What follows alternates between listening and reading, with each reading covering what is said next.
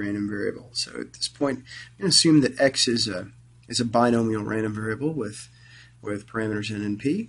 Then the moment generating function for x is, of course, it's defined to be the expected value of e to the tx, right?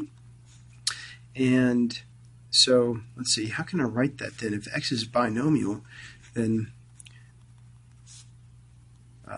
let's see, the maximum x can be is n, and the smallest it can be is 0. And so I'm just going to put in that function there. Whoops, there we go, put my dummy variable there. And then multiplied by the probability weight, or the probability mass function, n choose k, times p to the k, times 1 minus p to the n minus k.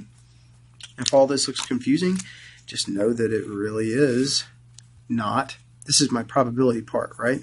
It's the probability that that binomial random variable takes on the value of k. That's what all this is. This is my probability part.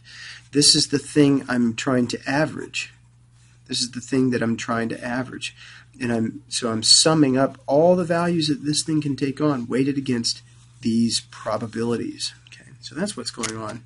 Now I want to try to combine as much as I can here. Notice that I have e to the t raised to the k, and I've got p raised to the k. So I can pull the p, e to the t stuff together, right, to get the sum. K goes from 0 up to n of, say, n choose k times p e to the t, all raised to the k, times 1 minus p to the n minus k.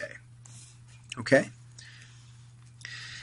At this point, I'm going to apply the binomial theorem. If you don't know what that is, and you should, well, then you're not a very good math student. Binomial theorem. Look this up. We've used it several times by now. You need to know this. This says that this summation is actually just the expansion of p e to the t plus 1 minus p raised to the nth power. Okay? Every good math major needs to know that. Another way to write that might be 1 minus p times 1 minus e to the t. Maybe that looks nice too, I guess. So now we can get the mean. We can verify the mean by differentiating, right?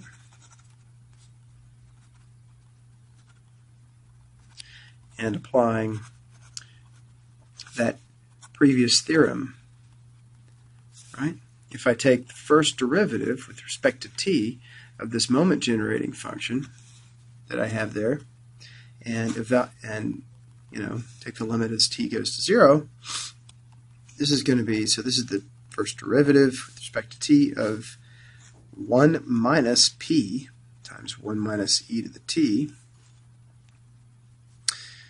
all that raised to the nth power at t equals 0. Right? So now I have to remember how to take derivatives, I guess. It's not so bad.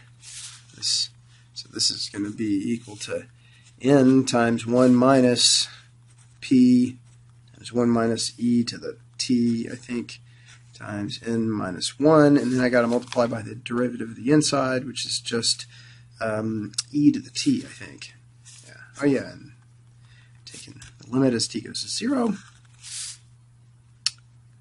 So what happens there is t goes to 0, this is just going to 1 minus p times 1 minus e to the 0 is 1, or n minus 1 e to the 0. Yeah, so that's 1, right? Oh, this is 0. So this is just n times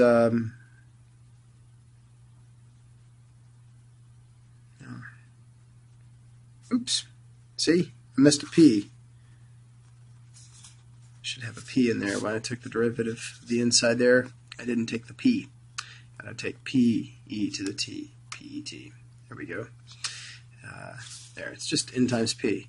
Check. Whew, good.